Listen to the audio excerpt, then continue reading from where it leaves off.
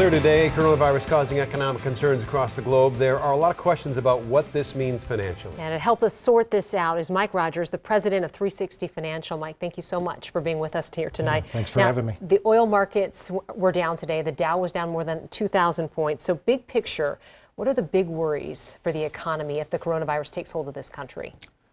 Well, that's a great question. The big issue that people are looking at is twofold. One, if the consumer is quarantined and can't spend, how's that going to affect the overall economy? Okay, so that's a big issue right there. Second thing is, if companies can't get a hold of supplies to build whatever widget it is that they make, that also creates a problem. It's called, supply chain economics, and that creates a problem for both those areas. Before the coronavirus erupted, some analysts were predicting that we were sort of due for a mild recession of sorts, probably due for a stock market correction. Yeah. But this is different. And does this somehow speed up the possibility of a real recession again?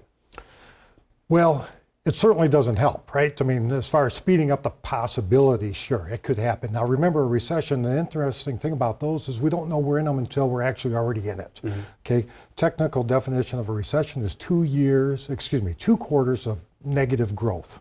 So I know that's an odd term, but the economy's shrinking 2 quarters in a row. Okay, right now we're at 2% growth, and we have been now for a good year. And going forward, are we going to go into a recession? It's very possible. Does this guarantee we're going to go into one? Absolutely not. And that's what I think people need to focus on. Also, keep in mind the stock market usually gives you some sort of clues if we're going to go into a recession.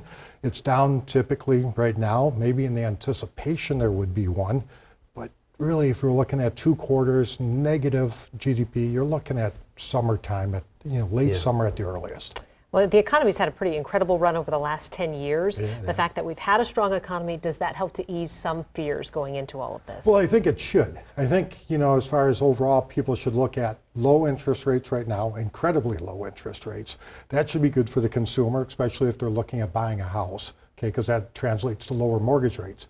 Low unemployment rates, typically that will give us a clue if the economy is slowing down or going into a recession.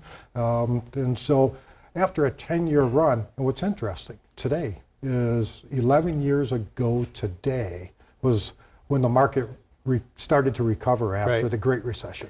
We got about 20 seconds left. Advice for people who are watching this going, oh my goodness, this is a disaster. Financial advisors would tell you what? Well, I don't know what everybody would tell you, but what we tell clients is this is not the time to act on impulse. Don't get emotional.